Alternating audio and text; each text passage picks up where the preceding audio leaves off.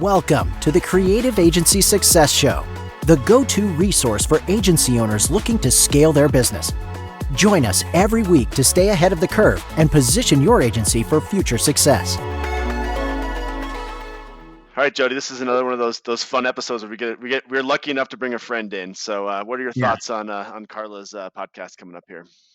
Oh, Karla's awesome. First of all, I've known her for almost 10 years. A lot of different exotic locations. We talk a little bit about that during the podcast. But Karla's a true role model for a lot of folks, and a role model. And we talk a little bit about that, but it's not a forced role model. It's somebody that you can really look up to.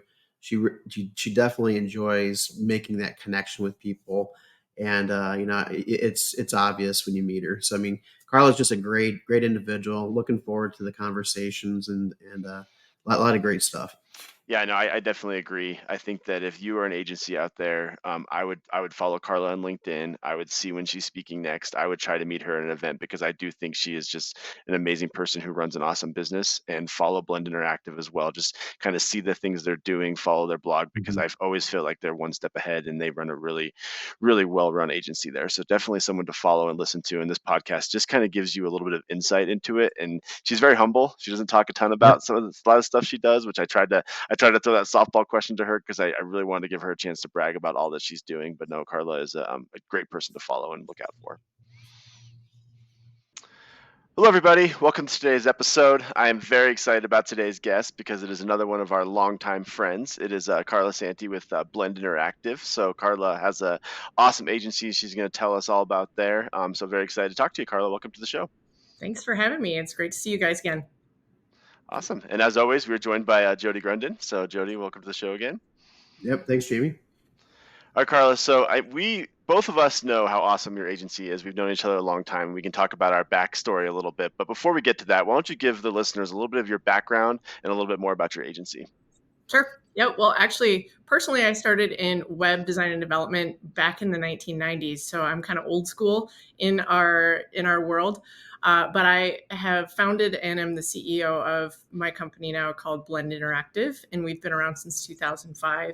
So we really focus on complex web design and development for big industries like hospital systems, financial services, organizations, kind of the more complex web work that needs to be done, sites that have like thousands of pages of content and a lot of audiences. So our jobs have certainly evolved over the years since both I started when, the web was a very simple place, and now we can do everything. And with AI, our jobs just keep evolving. So it's super exciting to run a company that is on kind of not the bleeding edge, but leading forefront of some of these technologies and change. Awesome. So that's, like I said, I know we're going to get more into all that you guys do and just some of the ways you run your business and how you make it great for your people. But before we get to that, Jody, do you want to talk a little bit about our history with Karla and kind of all the times we've seen her and how long we've known her for? Oh, geez. Well, I just met her. Just right now, before the show. No, heck, Karla and I met, I can't even remember how many years back it was. It was in Puerto Rico, actually, at one of the very first events that I attended for the Bureau. And Karla just happened to be I don't know what you call it, the room right next to me. So as we're getting coffee in the morning, we're walking out in our little balcony areas, and Karla's just sitting right next to me. And we that's pretty much how we met, just sharing some coffee in Puerto Rico, and then later in Belize. And then, we've been to a lot of different events together, to the most recent where we invited you to be part of our advisory board, which is pretty exciting. So we get a chance to hang around each other even more. And so, Karla, you've always been one of those people that when I see you that we're going to be at the same event together, it's like it brightens my day. So it's fun to have you on the podcast, and just want to thank you for everything you've done for us as well as for the community itself. Well, thank you. I think meeting a small group of people on a private island, off the coast of Puerto Rico brings a group of people pretty close quickly. I love being your morning coffee buddy, keeping each other accountable and things like that. But I think, over the years, my relationship with with both of you has really evolved. I think when I first met you, Jody, that was also my first owner camp. I Okay. had no idea what to expect. I knew that I needed to focus on the business instead of working in the business. So that was really one of the first events that I attended as a leader. Even though it was my company, I had a lot to learn. Uh, your company did a presentation on some utilization, pulling the right levers to, be profitable, growth, things like that, that really opened my mind to be like, oh yeah, we have a long way to go. And then I met Jamie actually in Hawaii, and Oh, that's right. Yeah. he took your place in the presentation. And again, I once again saw like, we need to do this. And what I learned from you is that, there are so many metrics that we should have been tracking, but weren't. We weren't quite ready to be a client of yours yet because we needed to get our poop in a group. But there came a time I met Jamie again in, what was it, 2022 Yep. in Costa Rica. Oh, And that's right. I knew that it was the next step in maturing my company, Blend Interactive. And it was the right time. We had everything in place to then bring you on and bring our company to the next level. And for me, I'm the CEO. I'm not a CFO, but I was acting as one. It was not my favorite part of running a company because math doesn't excite me like it does some of you. I can do it, and I think I did it pretty well. But to be able to have a firm come in and take a look at how we've been running the company, and honestly, just to get reassurance to be like, you guys are you're good. You're not doing things wrong, and you've been able to come in and really tweak things and make it even better. So it's been quite the journey from first meeting you. It was 2015 or That was a 26. long time ago. Yeah. I don't know. It was a long time ago. But as an agency, I think you do need to decide when is the right time to really be committed to working with someone like your team to expand and grow. And we're there.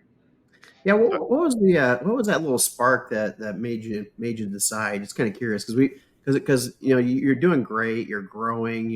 There's a lot of I mean you really didn't have a ton of pain points that on the surface at least. So what was that one triggering event that made you, hey, maybe we do need some help outside, whether we hire somebody internally to be that CFO or a virtual CFO like ourselves?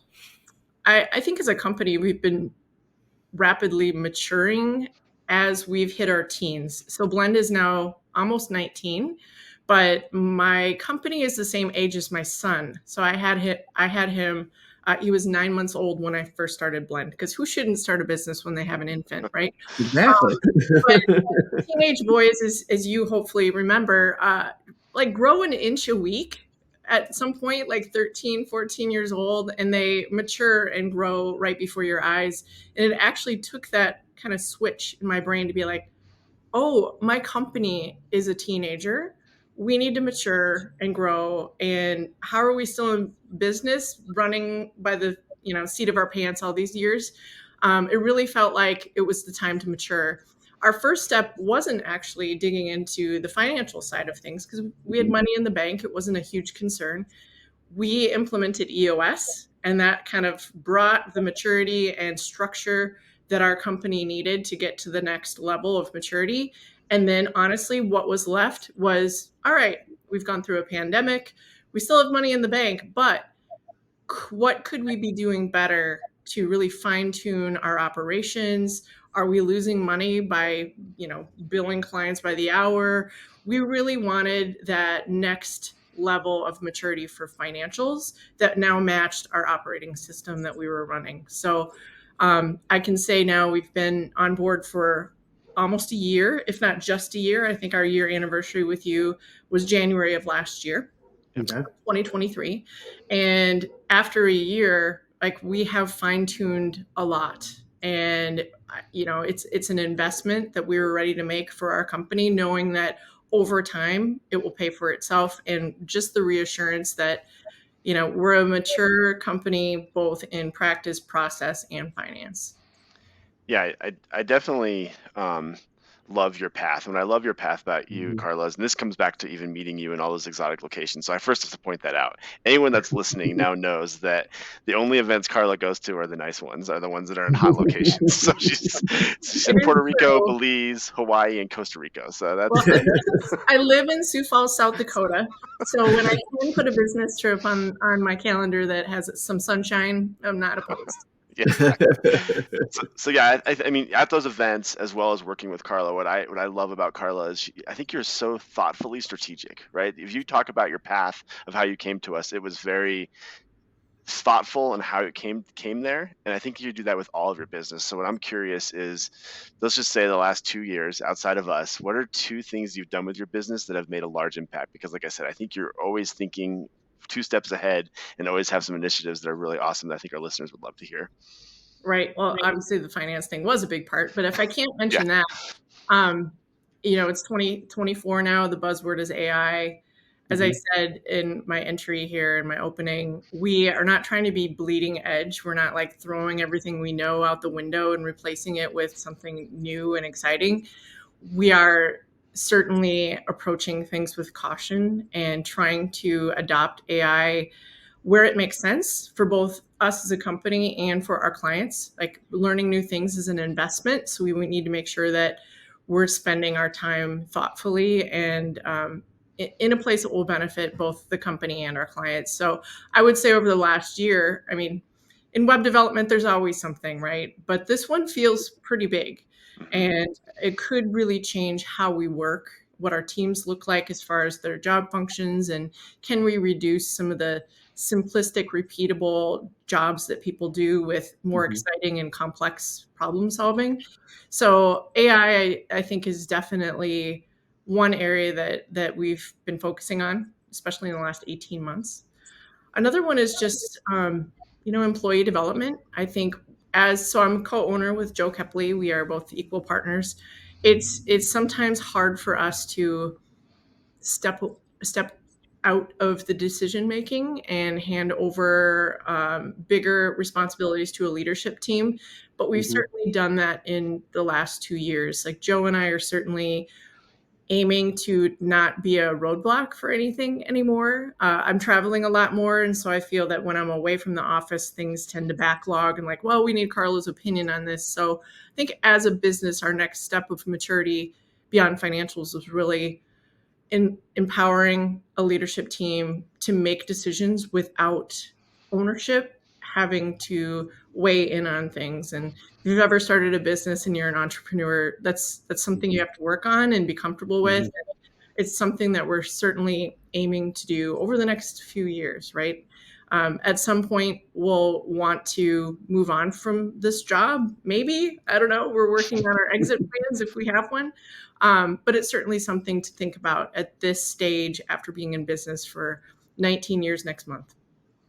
Yeah, it's kind of funny you mention that because that, through even my journey, with Summit and now Anders, it was the same thing. It's like, hey, everybody came to me with the decision making. Oh, Jody's not going to like that. Let's do it this way or whatever. And over time, you have to give that away to different people.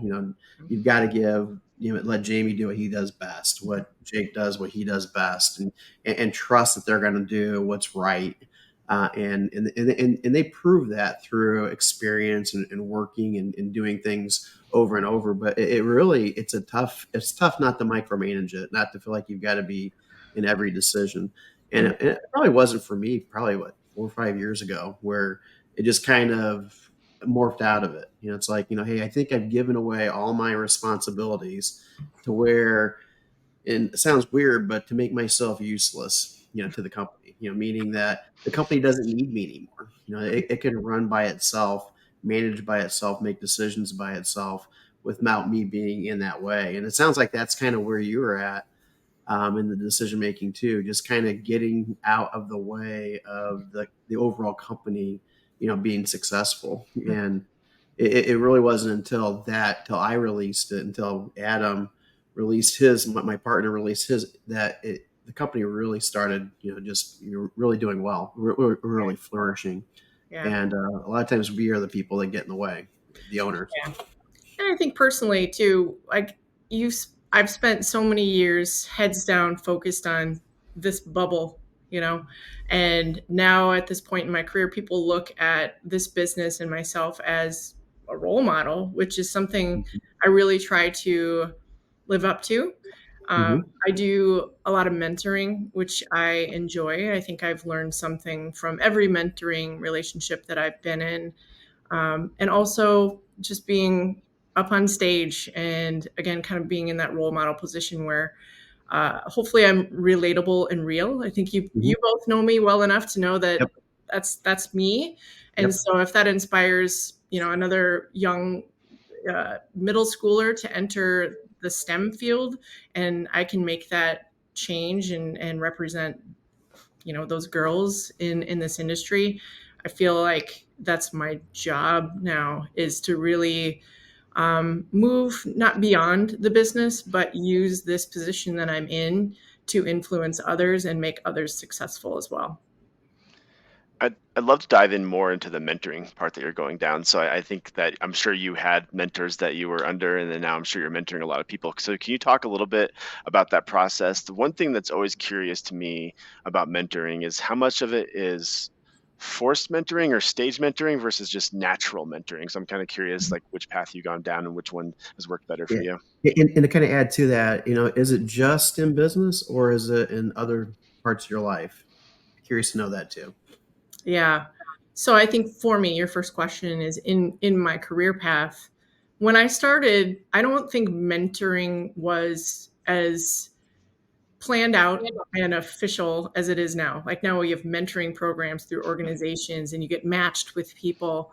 My mentors were really people that I met along the way, whether they were other agency owners and they saw potential in me, or other professionals that I ran across that kind of just pushed me out of my comfort zone and asked some hard questions, or essentially forced me to figure things out. Like, Karla, come join us, do this thing. And I'd be like, oh, I'm not qualified for that, but I'd do it anyway.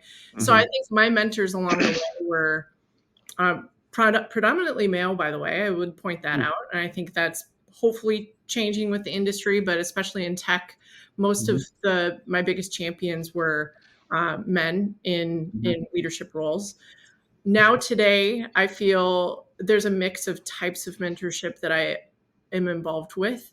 I'm very involved in the startup community in our area. So they have official mentoring matches where, someone that has requested to meet with me, we have a set number of times to meet. Those are sometimes a hit and sometimes not. Honestly, Mm-hmm. mentoring is a deeply personal commitment of time for Mm-hmm. both parties, and you need to understand each other. Even if you don't understand each other's businesses, I think there needs to be a personal connection with mentoring.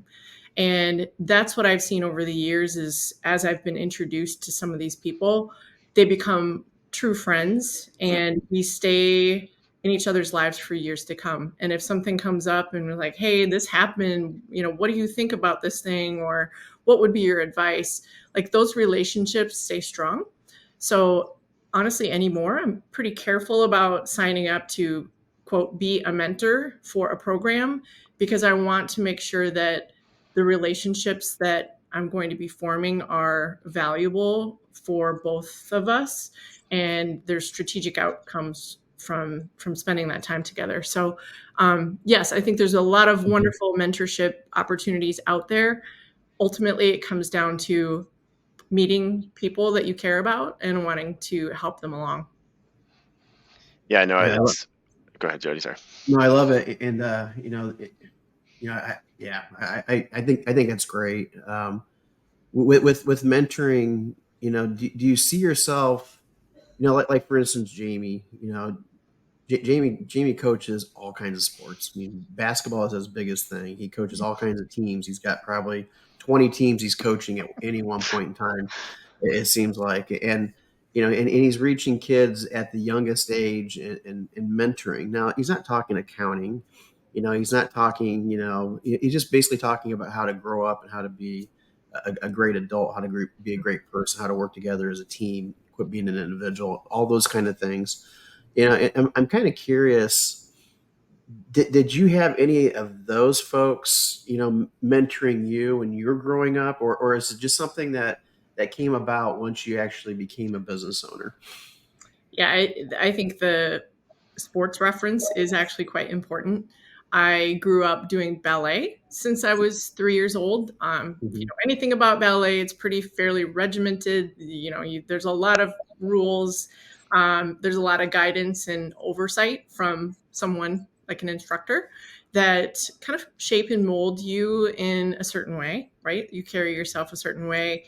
You learn about rules and having someone kind of keep you in line, if that makes Hmm. sense. But I've also played tennis since I was really young. And I had a coach that, I learned the coaching aspect that you do, Jamie, and, having someone believe in you. And if you're not winning a match, coming over and like giving you a pep talk and having your back, and just that someone believing in you, and you're being a part of a team. So even though tennis is a pretty individual sport, Hmm. I played doubles, so I had a doubles partner, but I also played singles. So some sports are individual, but you're Hmm. still part of a team, and your performance and your attitude, all of those things actually affect others. And so in my career, I guess I would say that my participation in tennis and ballet have actually shaped how I'm working with the team here. And even though I'm now the coach, I still feel like we're all working together for a win. Yeah, no, I definitely obviously resonate with that, with all the sports references and Hmm. the coaching, and it's interesting because I think on both sides, I think what you said very early on is important. It's the connection, right? It's the connection and making sure that it's not a forced mentorship. And I always think back to my first job when I was at Grant Thornton. You got assigned a coach, and that was supposed to be your mentor. And I got along fine with my coach, but like there was another senior that I clicked with pretty early on, like, and we were working together a lot, and I definitely consider her my mentor throughout my first, 10 to 12 years of my career. And still now, like if I ever like am thinking about something like, oh, I wonder what Kelly would think about that. And I'll still reach out to her. And so I think like, yeah, there's a lot of the forced mentorship. And this is what we tell our team, right? So obviously you want to have a coach when you walk in the door. I think that's really important. But I tell them like, if there's someone that you're connecting with, let me know. Like we don't have to like keep that Yep. keep that forced mentoring relationship, because I do think, and it's the same thing with with the youth, right? Like there are definitely kids that I connect with more than another coach might connect with too. So I think it is important to find that person you connect with. And I think that for all the listeners out there, especially the young ones, I think the biggest thing is if there's someone you connect with, like you got to like make it happen, right? Like you got to make Hmm. sure you're fostering that relationship so that it grows and it blooms, right? And I think if it's easy to do, that's probably the right mentor, right? It's like, oh, I love calling Jody. He's a good dude. He's definitely there as one of my mentors currently, right? Like I talk to Jody all the time outside of work, Mhm. and so I think as you see those relationships that you connect with, they're really important. So Yeah. that's great advice. Yeah. I do want to call out Jody has been a good mentor for me as well. I think, our relationship was started as friends. I know, right? I'll admit you taught me something, but I always know that, if I have a question, it's like, hey, what do you think about this thing? We're going through this big restructure. What is your opinion from an outsider, given what you know? And I know that Jody will like give me the truth, whether or not it's what I want to hear or not. So I think that's maybe one of the more important things is having transparency and trust with those connections that you make. And even as a team here at Blend, when we have a new employee, we kind of pair them up with a buddy. So Uh-huh. like, no question is stupid. This is your person. That usually creates a bond between those two people because they work together differently at a level of trust. You're not trying to prove something to that person from day one. You are open to ask whatever question that you want. And I think that's been really successful for us bringing new people on into the team. Yeah, that's awesome. Yeah, so we've gotten to our fun section. So this is going to be a little bit more of a work a work question than we normally ask in this situation. And so the three of us all go to a lot of conferences, as we've already talked about, and a lot of them together, sometimes apart. So what I'm curious, just think about the last couple of conferences you've gone to, and what are you one or two takeaways that you took away from them, that you walked away and like wrote it down in pen and tore out that piece of paper and put it on your desk. And so the reason I'm asking this is to give our listeners a little bit of a free a free sample here, because obviously we go to a lot of events, and I think we walk away from each of those events with a lot of stuff. So this is kind of just a free sample of why we go to these events and the stuff we learn from them. So Karla, we'll start with you as the guest. So what's one thing you've walked away from one of your most recent events? Okay. Well, I attend a couple different kinds of events. I attend um, professional events put on by kind of our software companies that we Mhm. work with.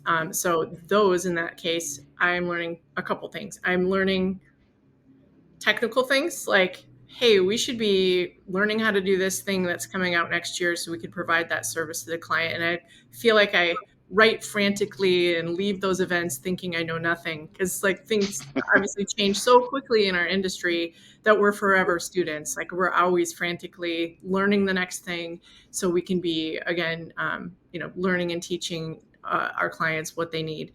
So I've been to a couple of our vendor events like that, where it's not just the learning of the technical stuff, but the community that also attends. So other business owners, developers, project managers, all different walks of project life attend these things, and those connections that you make are super fun. Like I love the social part of Mhm. eventing, going out in the evening, having a nice dinner. So those are definitely two big takeaways from any event that I go to. I try to do the technical things, professional development, so I'm continuously learning, but also the social. Let's get together. Let's learn from each other and create a network of people that I can trust. So I'm not going to mention specific conferences, but I would say as I look at my schedule for travel, I try to balance those two things. Like, how can I Hmm. continuously improve my professional development? And Mhm. also, how can I meet a larger group of people where they can impact me or I could have an impact on them? Great. So that's a great approach to events, and I know we take a similar approach, and so it sounds like you get a lot out of them. Jody, Mhm. any takeaways for you? Yeah, to follow that kind of sucks, but when I go to two different types of events as well. So one type of events, industry related events, where I'm going to creative agency events, and that the idea there is to really teach and educate and be a thought leader and really help a lot of agency owners understand finances and metrics and all that kind of good stuff.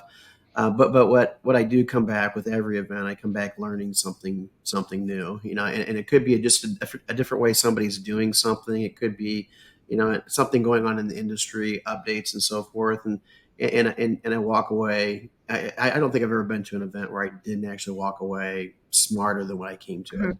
Mhm. And often, like Carla had mentioned, it may not have anything to do with any of the talks that happened during the event.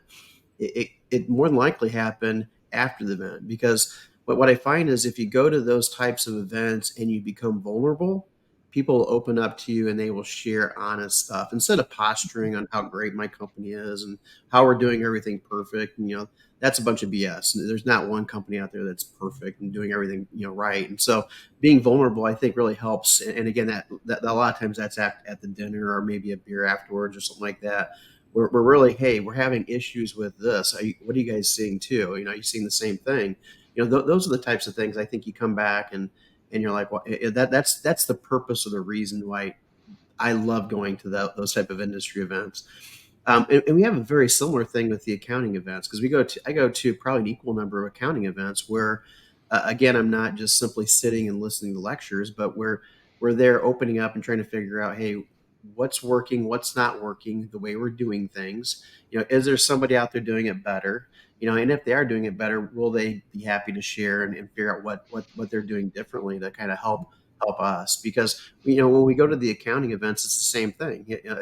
We're teaching other CPA firms how to provide virtual CFO services. That's the basic reason why we're going there, and we're going there as a thought leader. But in the same point, as a thought leader doesn't mean you know everything and that you're 100% right on everything. A thought leader, it goes in there with the idea that, hey, I'm going to educate what I know, but I'm also going to learn from everybody else. Mhm. And I think it holds true on both of those type of events, industry events as well as professional events like the CPA events that we go to all the time.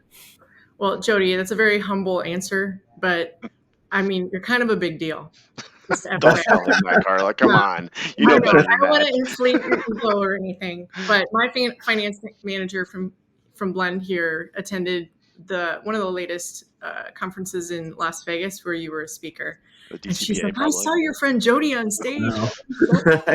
But she's also a CPA and is also a teacher at a local college. So she got a lot out of your talk and working with a company like Blend just part time that she can bring back to her students. So it was kind of fun to have her all excited that she met you in person. Like, Yeah, she that's came and said hi to me after the all talk. right. Yeah, You that maybe was wrote great. a book, whatever. As a firm, we have not recovered from that DCPA event. I will tell you that. Like the amount of people that came up to Jody, I was sitting right next to him, and I had to leave a couple times because I was so sick. Like people came up to him and were like, "Jody, you changed my life." I'm like, "Oh my God, we're gonna hear about this for the next 5 years." And so I do Wow. agree, though. I'm giving Jody a hard time, but like, yeah, I think the presence that Jody brings to an event is awesome, and I think that the approach too, and I think I do feel like Jody has a big part in why events have changed on the accounting side. So going back to my early career, I would go to accounting events and it was terrible. You'd go in and you'd hear very technical presentations by people that had no business public speaking, and you would fall asleep, and most people would either leave the room and sign in and get their CPA and leave, and there'd be 100 people signed up but 12 people in the room. And I went to those events for 10 years. I'm like, I never want to go to an event ever again. Like it's awful. And then when I started with Summit, Jody took me to a bureau event or an agency event, and it was just a different atmosphere. People were talking, people were sharing. Like I walked away with probably 10 pages of notes, and to Jody's point, most of those notes I had to go back to my hotel room after a night at the bar and write down as I talked to people outside of the actual event. And so I think I'm like, wow, that's how an event should be run. And now I've been at Summit 8 years. 8 years later, I've attended my next accounting event. I've been to an accounting event in a long time, and the accounting events have changed more to that style where people are actually interacting with each other. And I don't think it's all Jody, but I do think that's a big part of it, is that we've kind of brought the agency style of events to the accounting world. Now accounting events are much more valuable and much more worth going to. So that's my big takeaway, is that I think the accounting industry is starting to catch up a little bit and realize, okay, this is how events are run. Like no one wants to hear someone talk for 2 hours about depreciation laws for farmers. Like no one wants to sit and listen to that conversation. So I think that it's definitely changed over the last at least 8 years since I've been out of the accounting industry. So. This sounds kind of deep, but I mean, there's a great importance for that, right? To be different and to be comfortable being different, and not to go back to role model, but Jody, I think you are one for a lot of people. And it's important for us to get out of our comfort zones and quit hiding behind our desks and actually get out there, be present, and hopefully people can learn from us. Not that we know it all, and I think that's key too. You can't have that ego that goes with it. You need to be humble and always be learning as well. But yeah, getting out there and cheering people on and being someone who they can relate to is super important in our roles. Awesome. All right, now that we've boosted Jody's ego for the last 3 minutes, Yeah. let's get to our final thoughts. So Carla, I'd love to start with you. I know we talked on a lot of topics here, but this is the section where we just want one final thing for our listeners who made it this far through the podcast to take away. What's that one thing for them? Oh, one thing. There's been a lot. I think this is kind of a not hat tip to you guys. Let's just put it that way. But I don't underestimate the amount of information you can learn from someone else. I've been in business for almost 19 years, been doing this for even longer. I was somewhat blown away at how much I didn't know once we brought on your team, who cares as much about our success as I do, which is very cool. So first of all, finding that company or that agency or service that really doesn't just want you as a client for money and revenue, they want to actually make an impact on your company. So I think that that's one of the biggest takeaways, is really look inward, try to figure out what your weaknesses might be, as hard as it is to admit them. Do that and try to figure out how to fix them. Yeah, I love it. I think it's not just in the finance realm, but any realm, right? When you're looking for that help, like what are the areas you're weak on, and bring someone in. So, Carla, we talked a lot about mentorship. So I'm sure someone's listening to this podcast being like, I want to talk to Carla. I need her to be my mentor. So how can someone get hold of you? Well, I mean, reach out via LinkedIn and /Karla Santi. I think I'm at Karla Santi on most platforms, or at least I try to be. I'm certainly willing to jump on a call. Again, it's kind of one of those, are we a right fit, both ways, whether or not we choose to spend time with each other going forward. But I'm also trying to do more public speaking and be more involved with writing. I don't have a book on my radar yet, Jody, but I am trying to share a little bit more of my experience and what I know online for people to read. So if you just want to follow me online, I'm just today creating I think it's LinkedIn blog even, where I'll have my own page and voice. So that's one way to follow along. Great. Appreciate that. Jody, final thoughts from you? I guess the biggest thing, I think Karla mentioned it, and it doesn't necessarily have to be on the CFO side, but just having guidance from somebody else, whether that's an EOS implementer guide or a Pinnacle guide or somebody that can be there with you, and it could be a VCFO too. Somebody that can lean on, ask questions, kind of help you through your journey. I think that's important, and we touched a little bit on it, but we didn't really hit a home run with it. But I think with having an individual that you can open up to, be honest with, that that, hey, it's going to stay in this little confined bubble here, and they're there to help you out, has really helped me out through my journey, in the public accounting arena, in growing a virtual CFO firm, something that nobody's ever done. It's like, how do you be vulnerable to a team? And it's easier to be vulnerable to that person, that person that's that maybe a third party that's not that you're not giving a paycheck to, that type of thing. I think that is real important. So I would say, Karla, we've been great friends for looks almost 10 years, and it's been fun. Looking forward to many. Just want to again thank you publicly for being on our advisory board. That's exciting stuff, and hopefully we can take the information that that the team there is providing us and improving our service to make it even better. And I appreciate you and the efforts and the input and everything you've done for that. So again, thank you very much. Yeah, it's my pleasure. I think advisory boards are just another example of bringing together a group of people that want to see you succeed, your business succeed, and are willing to sometimes share the hard things that you don't want to hear. Right. So surrounding yourself with, whether it be an advisory board or mentors or other business professionals or friends, it's so key in success these days. Yeah, great. That's both good thoughts and hard to follow. I'd say my biggest thing, and just kind of hearing you talk about the Summit relationship that you have, or the Anders relationship you have, Karla. I think that on both sides, relationships are so important, right? Like, I think when we go to these events and when I've talked to Jody about sales and what it looks like, is like, it's about relationships. And I think it goes on the both sides. It's like, once you find someone you connect with and someone that really understands what you do, it's a lot easier to work with them. And it's also really rewarding to work with them. And so I think as you're thinking about, okay, I need to find a CFO or I need to find a coach, it shouldn't just be someone you cold call and say, yeah, you're going to be my coach. I think going to the places where you can find those people is going to be really important. And then obviously from a sales side, going to events where you connect with people, I think is huge. And I think it's a really big part of the business, is those personal connections. And again, I know the three of us are all pretty close and close to each other. And I think we've developed that relationship over many years. And I think that's made the working relationship a lot easier. So that's kind of my final thought from this podcast. But with that said,